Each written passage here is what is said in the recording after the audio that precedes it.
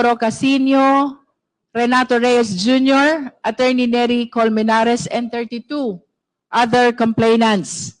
For this purpose, the Chair recognizes the Honorable Representative from ACT Teachers Party List, Representative Antonio L. Tino, and or the Honorable Representative from Gabriela Women's Party List, Representative Sara I. Elago, and or from Kabataan Party List, Honorable Representative Rene Luis M. Co.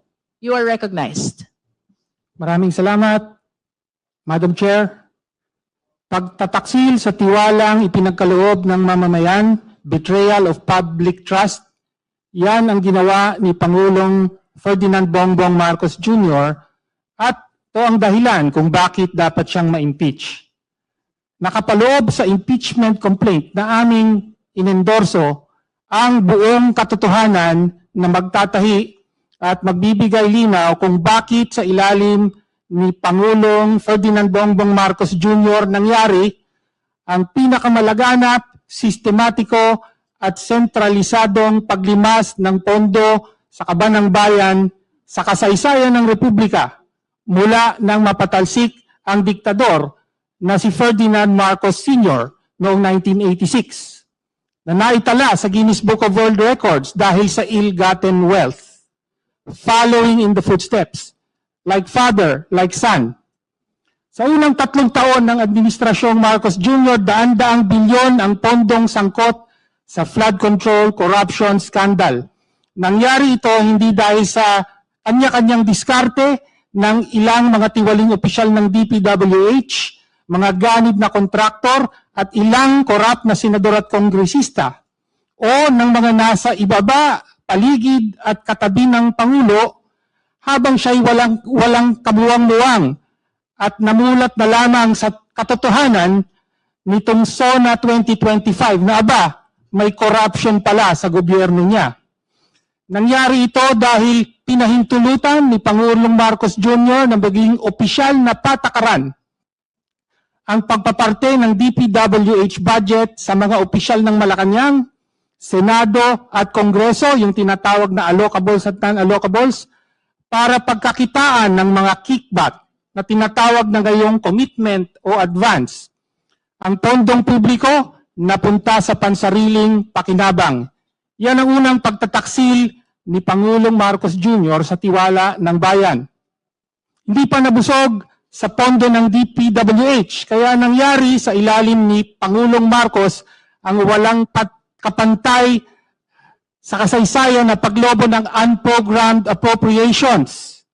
Ayon sa batas, tanging ang Pangulo ang may kapangyarihang mag-approve sa paggamit at pag-release ng pondo mula sa unprogrammed appropriations. Ginamit niya ang kanyang discretion para aprubahan ang 213 billion na dagdag na proyekto ng DPWH kasama ang 111 billion para sa flood control na pawang napunta sa corruption. Mas masahol pa, pinahintulutan niya at hindi pinigilan ang pagkuha ng 90 billion na pondo ng PhilHealth para gamitin sa infrastructure, bagay na tahasang labag sa sin tax law at dineklarang iligal mismo ng Korte Suprema. Pondo para sa kalusugan, dinala sa kurakot. Yan ang ikalawang pagtataksil ni Pangulong Marcos Jr. sa tiwala ng bayan. Ngunit, hindi lang command responsibility o sin of omission ang kasalanan ng Pangulo. Direktang nag-utos siya ng hindi bababa sa 100 billion na insertion sa 2025 budget at tumanggap ng hindi bababa sa 8 billion na kickback. Saan ginamit ang pera? May bahaging napunta sa personal, ngunit ang kalakhan ginamit para sa eleksyon. Ito ang sekreto sa likod ng pagbaha ng pera sa panahon ng eleksyon. Pera ng taong bayan, ginawang kickback mula sa kontraktor, pinambili ng boto para manalo at umulit ang siklo. Ganyan mismo ang ginawa ng Pangulo. Ito ang pinakadirekta at masahol na pagtataksil ni Pangulong Marcos Jr. sa tiwala ng bayan. Sa mga tagapagtanggol na nagsasabing siya nga ang unang naglantad ng flood control scam, paano mo sasabihin sangkot at pasimuno siya? Sabi ng mga nagrarally, Marcos, Duterte, walang pinag-iba. May batayan yan.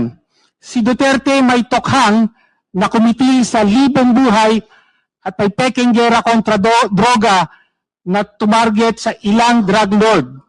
Yung pala, pangunahing protektor, si Duterte, ng sarili niyang mga drug lord, habang pumusturang numero 1 kalaban ng droga.